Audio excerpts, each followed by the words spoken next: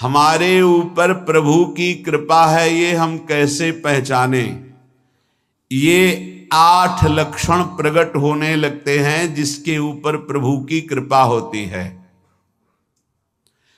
हमारे ऊपर प्रभु की कृपा है ये हम कैसे पहचाने?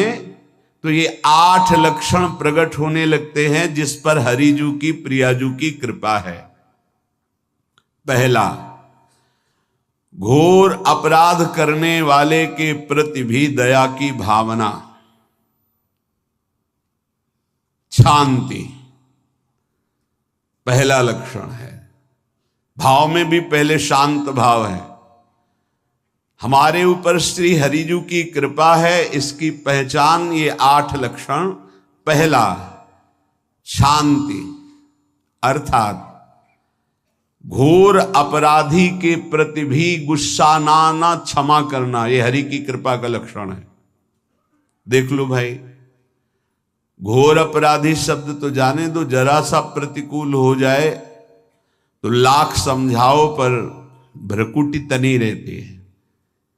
ईर्ष्या, द्वेष, मात्सर्य, द्रोह, ये उपासक के हृदय की विषय नहीं, ये तो गंदे विषयी पुरुषों के हृदय के लक्षण हैं। जहां ईर्ष्या है, मात्सर्य है, द्वेष है, द्रोह है, ये कुमति के लक्षण है, ये सुमति के लक्षण नहीं, ये हरि कृपा पात्र के लक्षण नहीं। आपसे जो अपराध कर रहा है, द्रोह कर रहा है, आपका क्षमा बल ये हरि प्रसाद से होता है। शांति, क्षमा बल, शांति, सह गया, क्या करूं, सहना ही पड़ेगा क्योंकि भगवत मार्ग में वो ऐसा नहीं होता। शांति, बुरा ही नहीं लगा, हरि कृपा पात्र को बुरा ही नहीं लगा। उमा संत के यही बड़ाई, मंद करत जो करे भलाई, ये सीधा शांति की व्याख्या है। अपने यहां मंगल गान में, करत जे अनसहन निंदक तिनहु पे अनुग्रह कियो, यह है हरि कृपा, यह है आचार्य कृपा, गुरु कृपा। अपराधी पर भी क्षमा का भाव होना, भला ऐसा है, अपराधी पर भी क्षमा का भाव होना, ये हरि कृपा पात्र में ही होगा, अन्य में नहीं। तो अगर अपने हृदय में ऐसा लगे कि ऐसा नहीं है तो हरिजू से प्रार्थना करनी चाहिए कि कृपा करो, मेरे में सामर्थ्य आवे। दूसरा, अनुसूया, वो किसी भी के प्रति कभी भी कोई दोष दर्शन ही नहीं करेगा। दोष कथन, दोष श्रवण की तो बात जाने दो। अनुसूया, दूसरों के गुणों में दोष ढूंढना ये नहीं होता, हरि कृपा पात्र में ये नहीं होता। ये सब भजन के नाश करने वाले, जैसे पहला अपराधी पर क्रोध कर देना, तो माया ने भेजा इसीलिए था कि तुम्हारे साथ व्यवहार ऐसा करे कि तुम क्रोध करो, क्रोध करोगे तुम्हारी ऊर्जा शक्ति नष्ट हो जाएगी, अध्यात्म में जो चलने की थी, और कहीं तुमने संकल्प कर लिया तो भजन शक्ति नष्ट हो जाएगी। तो अगर भजन बल है तो गया, जरूर उसको दंड मिलेगा, पक्का मिलेगा, 100% मिलेगा, लेकिन आप खाली हो गए, ना भजन करने की वृत्ति रहेगी और ना भजन रहेगा, दोनों बात। अनुसूया, किसी के सद्गुणों में दोष देखना, गुणों में दोष ढूंढना, ये हरि कृपा पात्र में नहीं होता। ये बहुत मंगलमयी बातें हैं जिससे हमारा भजन मार्ग पुष्ट होता है। तीसरा, वो बाहर से और भीतर से पवित्र रहता है, हरि कृपा पात्र। शौचाचार का ज्ञान होना चाहिए, वस्त्र आपके पवित्र होने चाहिए, ये बाहरी जल रज आदि के द्वारा बाहरी पवित्रता, और निष्कपटता, निश्चलता, सत्य भाव, ये अंदर की पवित्रता है। अगर कपट है, छल है, असत्य है तो हृदय मलिन रहता है। भीतर और बाहर से पवित्र रहना, इसमें खास बात क्या है? भीतर और बाहर से पवित्र रहने में, भीतर और बाहर से सदैव पवित्र कौन रह सकता है? तो बोले जो पुंडरीकाक्ष भगवान श्री हरि का प्रियाजू का स्मरण करता रहता है वो शवायाभ्यंतर शुचि, वो बाह्य और अभ्यंतर दोनों से पावन रहता है। तीसरी जो कृपा का लक्षण है अर्थात वो सदैव भगवत चिंतन परायण, शौचाचार का पालन करने वाला, बाहर और भीतर से हरि कृपा पात्र पवित्र रहता है। लघु शंका में जल पात्र में रखा जाता है, जनेंद्रिय को पवित्र किया जाता है, फिर हाथ रज से धो के, फिर कुल्ला करके, आचमन करके, पैर धोकर, ऐसे पवित्र आचरण, ऐसे पशुवत व्यवहार ठीक नहीं। कुछ लोग ऐसी गलती करते हैं कि जिसमें शौच हुआ जाता है उसी में बैठकर लघु शंका करते, तो सारे वस्त्र, पूरा शरीर अपवित्र हो गया आपका। अब तो अटैच बाथरूम की व्यवस्था माया ने कर दी है। हमें लगता है कि शौचालय अलग होना चाहिए और स्नान गृह अलग होना चाहिए, थोड़ा ही चाहे भेद हो, अंतराय होना चाहिए पवित्रता के लिए। अब ये शौचालय है, यही स्नान करना है, यही लघु शंका करनी है, तो पवित्रता का निर्वाह नहीं हो पाता। यदि जिस उस जगह आप शौच करते हैं, जो बैठकर उसी पे बैठ के लघु शंका करते हैं, तो आपको पूरा वस्त्र सहित स्नान करना चाहिए पवित्रता के, तभी बुद्धि भ्रष्ट हो जाती है। आपको मंत्र का निरंतर चलना ये कठिन पड़ जाएगा। पवित्रता का निर्वाह करो। देह राग मिटने के बाद एक स्थिति आती है, अवधूत स्थिति, उसमें फिर शरीर की पवित्रता का कोई संबंध नहीं रह जाता। पर अभी तो संबंध है ना देह भाव से, तो बहुत हो से लघु शंका ऐसे करें कि आपके पैरों में, वस्त्रों में छिट्टी ना पड़े, पवित्र रहें। हर समय हमें पवित्र मंत्र जपना है, नाम जपना है, श्री की सेवा में रहना है। बहुत जल्दीबाजी खड़े खड़े लघु शंका की, छिट्टियां पड़ रही, बस ऐसे चल दिए, वो पशुवत आचरण भगवत मार्ग में नहीं चल पाओगे। वो अंदर तुम्हारे व्याकुलता पैदा करता रहेगा, भोगों की, संसार की। शौचाचार का बहुत बड़ा फल है, शरीर राग छूट जाएगा। ये बात समझ लो, शरीर राग छूट जाएगा। शरीर संबंधी पवित्रता शरीर राग छुड़ा देती है, आंतरिक रहस्य है ये। चौथा, ऐसे कार्यों का अनुष्ठान न करे जिनमें हमारा भजन छूटता है, जिनमें सत्य छूटता है, जिनमें भगवत भाव छूटता है।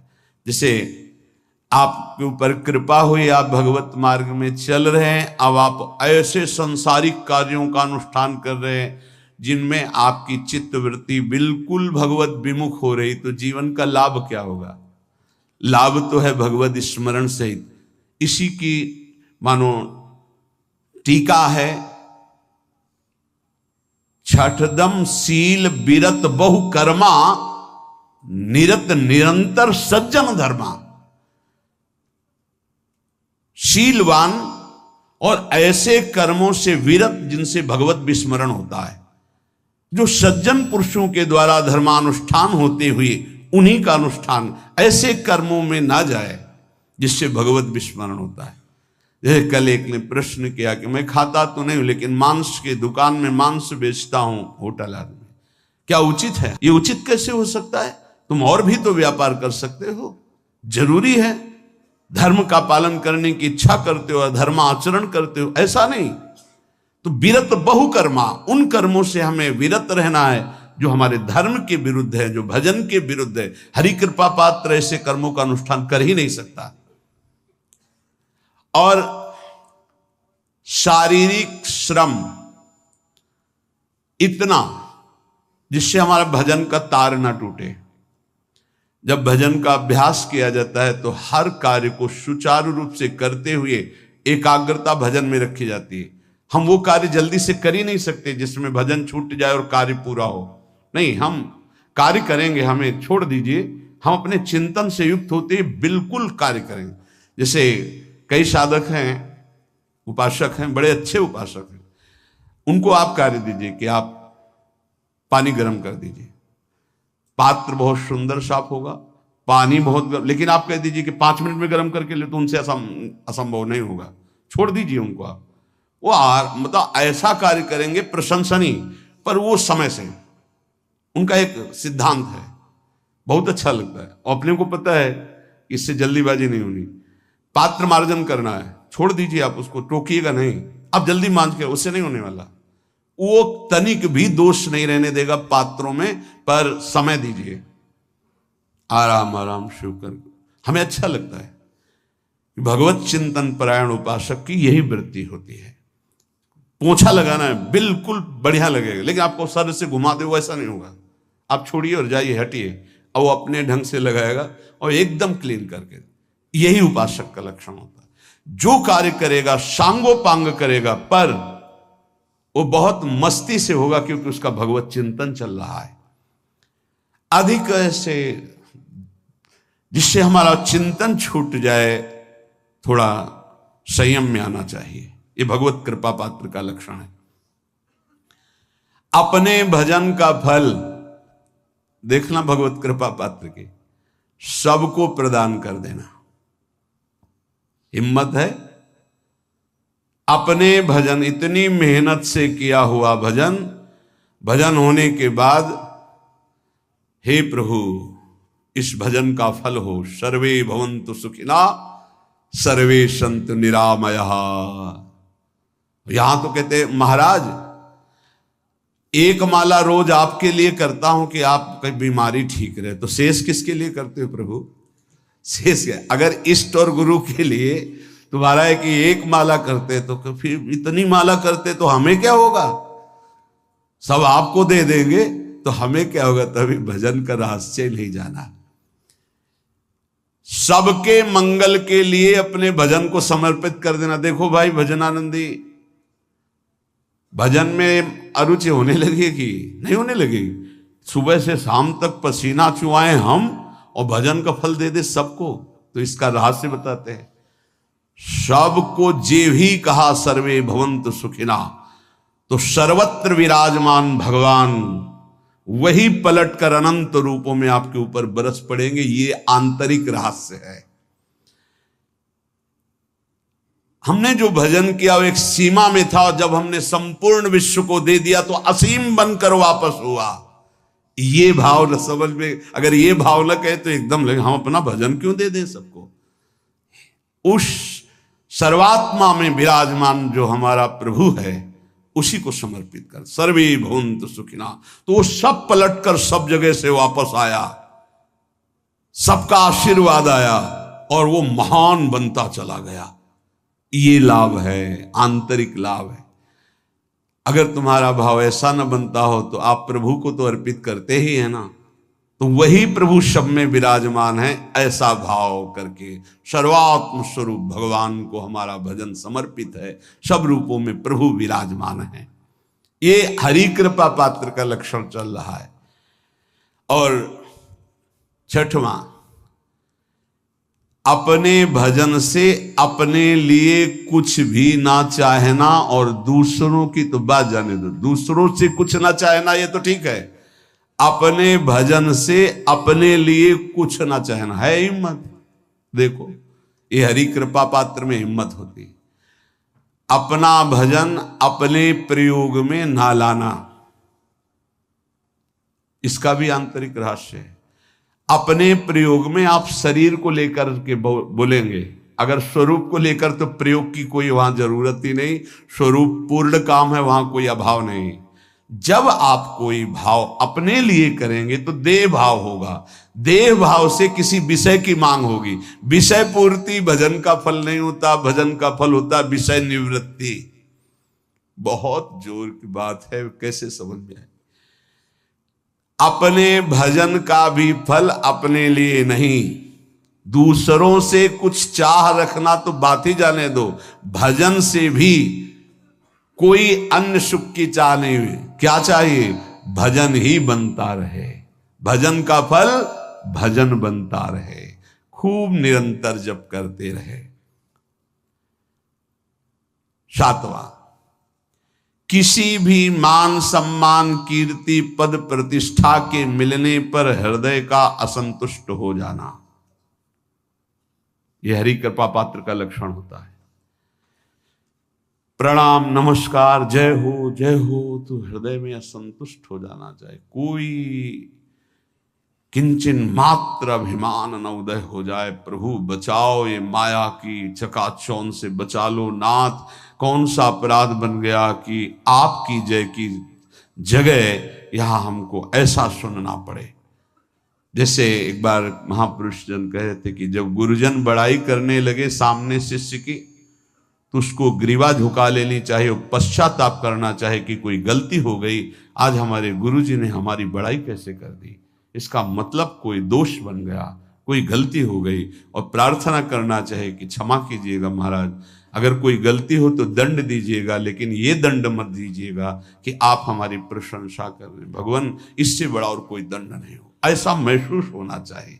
सम्मानम कल्याति घोर गरलम, ये हरि कृपा पात्र का लक्षण है। नीचापमानम सुधा, नीच पुरुषों द्वारा किया हुआ अपमान अमृत के समान लगे और सम्मान विष के समान लगे।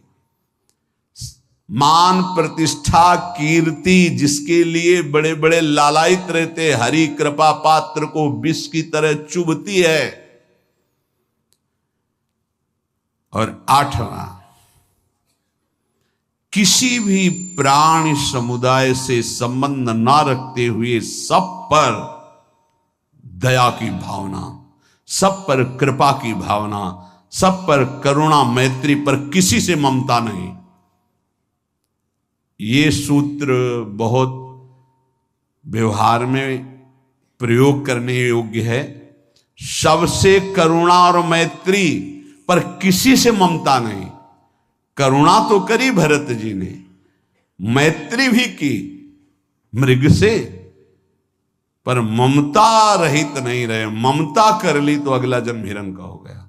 ममता नहीं रखनी। निर्ममो निरहंकारा, करुणा मैत्री तो करनी है, जैसे इसमें आदेश है, गीता में जी आदेश है, अद्वेष्टा सर्वभूतान मैत्र करुणैव च, पर निर्ममो निरहंकारा, ये साधक की चतुरता है। प्राणी मात्र पर दया कृपा करुणा मैत्री, पर ममता नहीं। ममता किसी से, और यहां करुणा मैत्री ये तो गायब हो गई, केवल ममता रह गई है।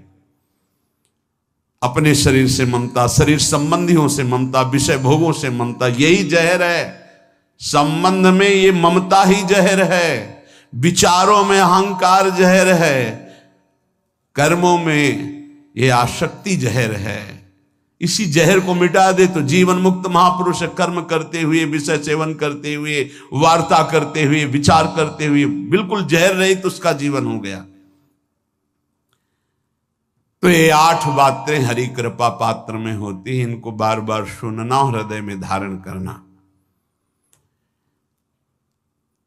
जो भक्त होता है, हरि कृपा पात्र होता है, उसमें ये 5 बातें कभी नहीं जागृत होती, स्फुरित ही नहीं होती। पहला, किसी से ईर्ष्या, दूसरा किसी से घृणा, तीसरा किसी से भयभीत हो जाना, चौथा भजन सेवन नृत्य गायन आदि में लज्जा लगना, 5वां किसी की निंदा करना, ये नहीं होती। अब जो आगे वर्णन कर रहे हैं उसमें महापुरुषों की पहचान है। सिद्ध महापुरुष 3 प्रकार के होते हैं। एक होते हैं आचार्य कोटि के, सात्विक विचार वाले, एक होते हैं भ्रष्ट आचरण वाले, एक होते पिशाचाचरण वाले, और तीनों सिद्ध हैं। बहुत बड़े महापुरुष पूज्यपाद उड़िया बाबा जी हैं, वही रहस्य का प्रकाश कर सकते थे, अन्यथा बिना ब्रह्मबोध महापुरुष के ऐसा नहीं। तीनों सिद्ध हैं, तीनों भगवत प्राप्त है। सात्विक आचार वाले, जो आचार्य कोटि के होते हैं, एक एक अक्षर शास्त्र मर्यादा के अनुसार चलने वाले, जैसा शास्त्र कहता वैसा उनके आचरण में दिखाई देगा, और वो उससे सिद्ध भगवत प्राप्त महापुरुष हैं, पर उनके आचरण तस्मात् शास्त्रम प्रमाणम थे। दूसरे भ्रष्टाचार, ऐसों को पहचान पाना बहुत कठिन होगा। भेष मलिन, आचरण मलिन। जैसे आप में कोई पुराना हो तो शायद जान पाएगा, भगवान दास नाम के एक संत इसी चौराहे पे रहते थे। ये जो चौराहा है, कभी नंगे पड़े रहते थे, कभी वो पा रहे उनके साथ कुत्ता पा रहा है, कभी नाली का पानी पी रहे हैं, और भगवत प्राप्त महापुरुष थे। इसकी पहचान स्वयं की। कोई चाय रखने गया, उठा के ईंट मार दी, गाली दे दी, दौड़ पड़े, पकड़ पाए तो 10-5 घूंसे थप्पड़ मार दिए। ऐसा उनका व्यवहार था। भ्रष्टाचारण। हलवा कोई रख गया, खिचड़ी रख गया, कुत्ता खा रहा है, उसी के साथ वो खा रहे हैं। कभी गमछा लपेटे, कभी नंगे, सीधे प्रकृति का वार शरीर से सहते थे। बस चौराहे पे ही रहते थे। बहुत अगर गए तो ये राधा टीला है, बस इतना ही उनका था। राधा टीला से इधर, और इधर थोड़ा चढ़ाई जो है जहां पूज्य श्री चंद्रशेखर बाबा जी वास करते, उसके इधर, मतलब चौराहे के बस इतने में ही रहते थे। 12 महीना 20 साल उनको देखा। तो जब काशी से आए हुए थे तो उनको देखा तो उनकी दृष्टि से लगा कि ये स्थिति प्रज्ञ महापुरुष हैं, पर अपने को छुपाए हुए ऐसी लीला करें। पर उनके कुछ ऐसे आचरण थे जिनसे लगा कि इनकी, हमें लगता है, बुद्धि खराब है क्या, मतलब पागलपन का दौड़ा है क्या ऐसे। राधा रमन जी दर्शन करने गए तो जो पुंडरीक जी हैं इनके बाबा, वो उस समय थे, उनके पुत्र जो पुंडरीक जी के पिताजी, वो उनके सहायोग में। तो करुणा कृपा हुई उनकी, उन्होंने देखा। वो तो बाद में परिचय जाना उनका, हमें पता नहीं, तो बाद में परिचय। वो पीत वस्त्र धारण किए हुए वयोवृद्ध एकदम डलिया लाए, राधा रमन जी को निकाल करके अपने को प्रसाद मिला। तो सीधे राधा रमन जी की कृपा का अवलोकन करते हैं और परिक्रमा लगाना। एकदम संकल्प बना, कमंडल में 2 कुलिया रखी, ढक्कन से ऐसे ढक के, और बस मन में आया कि अगर वो बाबा हमसे आते हैं, हमारे कमंडल से कुलिया, सत्य, परम सत्य, कुलिया लेते हैं और पाते हैं और फिर रख के चल देते, तो मैं मान जाऊंगा कि प्रभु ये आपके धाम के सिद्ध महापुरुष हैं, आए हुए थे हम काशी से ऐसे। क्योंकि काशी में ऐसी लीलाएं देखी थी बड़े अवधूत कोटि के महापुरुषों को।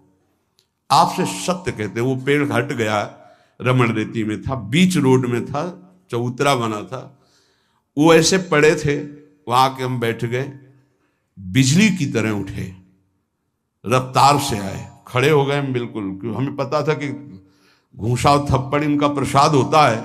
हम कहा उस समय, हम कहा अगर हाथ चलाएंगे तो पकड़ लेंगे ना, बिल्कुल पोजीशन में खड़े। तो बंगाली भाषा में कुछ बोले, वैसे गले में हाथ डाला, ढक्कन हटाया, कुलिया निकाली, पाया, कुलिया वहीं रखा, ढक्कन रखा, गए और वहीं लेट गए। सत्य कहते एकदम रोम रोम खड़ा हो गया कि अरे भगवत प्राप्त महापुरुषों को जानना बड़ा कठिन है। कैसे आचरण, भ्रष्ट आचरण से रहते हैं। कभी दिगंबर, कभी गमछा लगा हुआ है, कभी कुत्ते के साथ खा रहे, कभी नाली का पानी पी रहे। पूज्य बाबा कह रहे आचरण मलिन, नाली या पैखाने का भी पानी पीने में उनको कोई भी परेशानी नहीं। गंदे जगह मलिन भाव से पड़े रहना, किंतु वृत्ति हर समय भगवदाकार रहना, भगवदाकार रहना। ये तीसरे, पिशाचाचार, गाली गलौज करना, ईंट पत्थर से मारना, हर मलिन चेष्टा बहुत कठिन है, बहुत कठिन है। ये सब देखने को मिला है भगवत कृपा से तीनों प्रकार के महापुरुषों का। वृंदावन में एक आगंतुक संत आए थे बाहर से, वो रात्रि में हर वृक्ष के नीचे खड़े रहते, पैर सूज गए थे, उनको कभी बैठे और लेटे नहीं देखा, खड़े ही रहते थे। ये 25 वर्ष के लगभग की बात है। उनको जब देखा तो देखते ही उनकी दृष्टि ऐसी थी ऊर्ध्व, लगा ये तो भगवत प्राप्त महापुरुष है। 45 वर्ष की अवस्था हो, बस खड़े रहते थे, चरण उनके फट गए थे ऊपर से ऐसे खड़े खड़े। रात्रि में एक दिन हिम्मत की, बोलते नहीं थे वो, अरे लार बह रही है ऐसे गंदे कपड़े, और महाराज जी आप कृपा करें। उस समय मदन टेर में कि आप आइए, तो सहज में से खड़े हो गए। तो आटे के 4 लड्डू हमें मिले हुए थे, तो उनका आप कृपा करके पाइए, पाले। तुमका आपका ये जो बाहरी परिवेश है और आपके जो बाहरी लीलाएं हैं, ये बाहरी लोग तो भले न समझ पाए, पर प्रभु मुझे ऐसा अनुभव होता है आप भगवत प्राप्त महापुरुष हैं। रो पड़े हो, कभी हमने उनको ऐसा नहीं देखा, रो पड़े। और उनका ये हमारे गुरुदेव की कृपा है।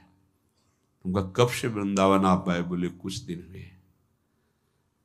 बोले वृंदावन की रज का प्रभाव कितना दिव्य है कि अब जाने का मन नहीं होता है। पर आप अब दोबारा हमसे मिलने की चेष्टा मत कीजिएगा, कभी दूर से देख लीजिएगा, पर आप कभी मिलिएगा नहीं। आप भक्त हैं इसलिए आपसे संभाषण कर लिया। ये तो आपने सुना सुबह की लीला, ईंट चल रही थी उनपे, वो दिगंबर खड़े थे, ईंट मार रहे थे लोग, परिक्रमा वाले लोग उनको ईंट मार रहे थे, कई जगह उनके ईंट लगी। उनको लग रहा था ये पागल है, नहीं पहचाना जा सकता। 3 प्रकार के महापुरुष होते। एक होते सात्विक आचार वाले, बहुत जो शास्त्रीय आज्ञा वैसे ही अक्षरशः आपको दिखाई देंगे, आचार्य कोटि के, पवित्र शरीर, पवित्र वस्त्र, पवित्र आचरण, एकदम आचार्य कोटि। दूसरे एकदम भ्रष्ट आचरण, समझ ही नहीं सकते आप। तीसरे पिशाच की तरह, समझ ही नहीं सकते उनको। अब लाभ होता है केवल पहले वाले से, सात्विक, तस्मात् शास्त्रम प्रमाणम थे, इससे जनता का लाभ होता है। इन 2 से विशेष हानि हो जाती है, क्योंकि इनके आचरण ऐसे होते हैं, साधु अवज्ञा तुरंत बहुत जल्दी विनाश होता है ऐसे महापुरुषों के अपमान से। सात्विक महापुरुषों के नहीं, अगर उनसे अपमान भी हो जाएगा तो क्षमा करेंगे वो सब। इनको न क्षमा से मतलब है, न पिटाई से मतलब है, इनकी दैवी शक्ति तुम्हारा नाश कर देगी। ऐसे से बहुत, क्योंकि इनको समझ में नहीं आएगा ना। काशी में भी देखा है, कुल्हड़ चल रहे हैं सब, और ब्रह्माकार वृत्ति, लोग समझ नहीं पा रहे हैं, चाहे कि कुल्हड़ जमा मार रहे हैं उनके ऊपर। ऐसे किया, बिल्कुल जो चर्म है प्रकृति को सहते सहते भैंसे का जैसे हो गया मोटा एकदम, और उनके ऊपर मार पड़ रही है, वो मुस्कुरा रहे हैं, चल रहे हैं। हमका गजब हो गया, ब्रह्माकार स्थिति महापुरुष के सामने। ऐसे कोई समझ ही नहीं पाता। तो कह रहे हैं ऐसे भक्तों से प्रायः सबकी हानि हो जाती है, क्योंकि समझ पाते नहीं कि स्थिति क्या है, और जब उनका अपमान करते हैं, उनको मारते हैं, पीटते हैं, उनका सर्वनाश हो जाता है। वो करते नहीं है, उनका प्रभाव कर देता है, पर सात्विक महापुरुषों से किसी का मंगल नहीं होता। इसलिए समाज का परम मंगल शास्त्र के द्वारा आचरण किए हुए जो सिद्ध महापुरुष हैं उनसे होता है। ये 2 प्रकार के महापुरुष जो होते हैं, कई तरह से हानि हो जाती है, आप समझ ही नहीं पाएंगे, आप अपमान कर देंगे, अनिष्ट हो जाएगा आपका, क्योंकि यहां ना क्षमा है न दंड है, दैवी शक्तियां उनकी सुरक्षा में लगी हुई, वो सर्वनाश कर देंगी। इसलिए बाबा परिचय बता रहे कि अगर तो इनको पागल न समझा जाए। ये प्रायः जैसे एक बार बताया था कि हरगोविंद जी के पांडाल में रास हो रहा था, एक दिगंबर महापुरुष आए और वो ऐसे खड़े थे पीछे से, चूंकि आरती करने के बाद पीछे राधा वल्लभ जी की गए तो पीछे ही खड़े होना था, तो बिल्कुल पास बूट पहने हुए मारा लात पीछे से, वो मुभरा गिर गए, आराम से खड़े हुए, रास को ऐसे नेत्रों से हल्का सा और बस फिचल दिए। वो पीछे 10 बार लात मारता गया, वो मुड़ के नहीं देखा किसने मारा, पीछे पीछे हम 10 कदम चले। गजब हो गया, ऐसी स्थिति इस महापुरुष की। और ये बावरा जान नहीं रहा कि अपना सर्वनाश कर दिया हमने, और वो गजेंद्र की तरह मतवाले ऐसे फोगला की तरफ चल के नहीं। कैसे समझोगे महापुरुषों को? बाहरी व्यवहार।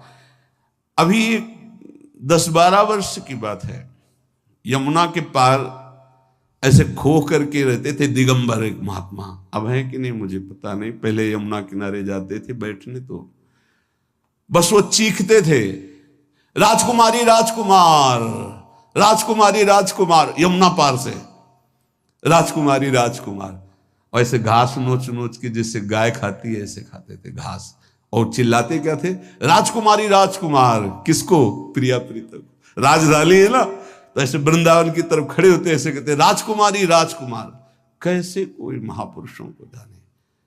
भगवान कृपा करें कि किसी भी महापुरुष का कभी कोई अनिष्ट हमारे द्वारा ना हो, कहीं कोई अमंगल बर्ताव ना हो जाए, इसलिए परिचय बताया। कि आप सोच सकते हैं कि ऐसे भला महापुरुष हो सकते हैं? हाँ पक्का, तीनों प्रकार के महापुरुषों के दर्शन हुए।